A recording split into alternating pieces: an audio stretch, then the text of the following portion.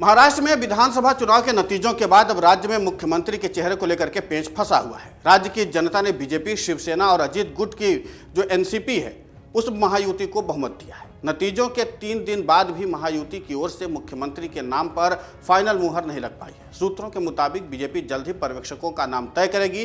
पर्यवेक्षकों में पार्टी के सीनियर नेता और मंत्री को शामिल किया जाएगा। पार्टी की ओर से तय पर्यवेक्षक महाराष्ट्र की बीजेपी विधायक दल की जो बैठक है उसमें शामिल होंगे, जहां विधायकों से चर्चा के बाद विधायक दल के नेता पर फैसला लिया जाएगा। माना जा रहा है कि बीजेपी विधायक दल की बैठक से पहले ही गठबंधन में शामिल सहयोगियों से चर्चा करके यह तय कर लेगी कि मुख्यमंत्री दल का नेता कौन होगा।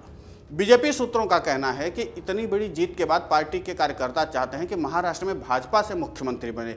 बीजेपी शीर्ष नेतृत्व का यह भी मानना है कि महाराष्ट्र में मुख्यमंत्री के चयन के वक्त बीजेपी कार्यकर्ताओं की इस भावना का भी ख्याल रखा जाए। बीजेपी सूत्रों के मुताबिक सीएम किस पार्टी का होगा यह तय करने में कोई विवाद नहीं है। मुख्यमंत्री के चयन को लेकर के बीजेपी का पलड़ा इसलिए भी भारी है क्योंकि वह अकेले दम पर 132 सीटें जीती है, जबकि शिंदे गुट की शिवसेना 57 और अजीत गुट की एनसीपी को 41 सीटों पर जीत मिली है।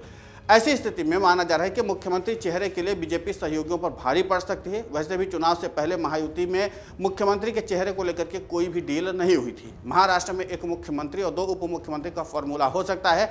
ऐसी भी चर्चा है कि अगले 2.5 साल के लिए मुख्यमंत्री पद पर विचार किया जा सकता है। पहले 2.5 साल एकनाथ शिंदे मुख्यमंत्री पद पर रहते हैं, उसके बाद देवेंद्र फडणवीस को कमान मिल सकती है। यह सब संभावनाएं हैं और चर्चाएं भी हैं। हालांकि बीजेपी मुख्यमंत्री पद के लिए फडणवीस के नाम पर ज़्यादा जोर दे रही है। दूसरी ओर शिंदे के नेता जो हैं वो एकनाथ शिंदे को मुख्यमंत्री बनाने की मांग कर रहे हैं। अजीत पवार गुट ने भी मुख्यमंत्री पद के लिए देवेंद्र फडणवीस का समर्थन किया है। माना जा रहा है कि देर रात बीजेपी अध्यक्ष जेपी नड्डा और गृहमंत्री अमित शाह से महाराष्ट्र के नेताओं की मुलाकात हो सकती है। हालांकि एक मुलाकात हुई थी जो बेनतीजा है और इसी बैठक में सीएम वाला फॉर्मूला तय हो सकता है। देवेंद्र फडणवीस एक निजी कार्यक्रम में शामिल होने के लिए दिल्ली पहुंचे भी हैं। पहले की मुलाकात थी। सूत्रों के मुताबिक 5 साल के कार्यकाल में बारी बारी से तीनों नेता यानी कि देवेंद्र फडणवीस, एकनाथ शिंदे और अजीत पवार सीएम बन सकते हैं। फॉर्मूला होगा 2-2-1, यानी 2 साल देवेंद्र फडणवीस, 2 साल एकनाथ शिंदे और 1 साल अजीत पवार, ये मुख्यमंत्री के कैंडिडेट हो सकते हैं। हालांकि इसमें एक और पेच है। कुछ लोगों का यह भी माना कि फॉर्मूला 2-2 और 1 साल नहीं बल्कि 2.5 साल का होना चाहिए। मसलन पिछली बार जो फॉर्मूला बना था उस हिसाब से 2.5 साल बीजेपी और 2.5 साल शिवसेना का सीएम होना तय हुआ था, तो उसी हिसाब से मुख्यमंत्री घोषित किए जाएं। हालांकि अंतिम फॉर्मूला क्या होगा यह आधिकारिक तौर पर ऐलान बाद में ही होगा और उस पर पता चल पाएगा।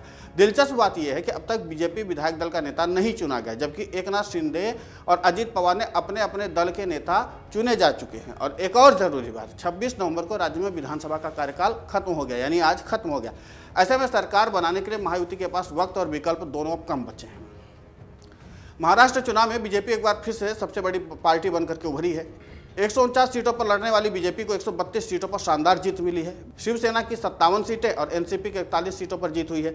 बीजेपी सबसे बड़ी पार्टी है, इससे बीजेपी मुख्यमंत्री के चेहरे को लेकर के फैसला होना भी बाकी है। हालांकि फडणवीस मुख्यमंत्री पद के सबसे प्रबल दावेदार माने जा रहे हैं। इन सब के बीच महाराष्ट्र में महायुति ने एकनाथ शिंदे के नेतृत्व में चुनाव लड़ा था, लेकिन सियासी समीकरण फडणवीस ही सेट करते हुए नजर आए थे। फडणवीस ने अपनी रणनीति से विधानसभा चुनाव में बीजेपी और महायुति को रिकॉर्ड तोड़ जीत दिलवाई है। 2019 में फडणवीस मुख्यमंत्री नहीं बन सके क्योंकि उद्धव ठाकरे ने गठबंधन तोड़कर कांग्रेस और एनसीपी के साथ जाने का फैसला किया था। उसके बाद जब एकनाथ शिंदे ने बगावत की और बगावत करने के बाद वो फिर से जब राज्य के मुखिया बने, यानी एकनाथ शिंदे जब मुख्यमंत्री बने तो देवेंद्र फडणवीस डिप्टी सीएम बने। अब यहाँ पर देखना ये होगा कि देवेंद्र फडणवीस मुख्यमंत्री पद मिलता है उनको या फिर उनको डिप्टी सीएम, यानी पुराना वाला फॉर्मूला चलता है। ये सारा समीकरण अभी ऊहापोह की स्थिति में, लेकिन अब पर्यवेक्षक आएंगे, बैठक करेंगे, चर्चा करेंगे और उसके बाद क्या निर्णय होगा वो सब कुछ आगे सामने आ जाएगा। अगर आप ये वीडियो YouTube पर देख रहे हैं तो हमारे चैनल को सब्सक्राइब कर बेल आइकन दबाएं और Facebook पर देख रहे हैं तो हमारे पेज को लाइक करें। 8 मिलियन प्लस सब्सक्राइबर, आपके इस भरोसे के लिए बहुत धन्यवाद।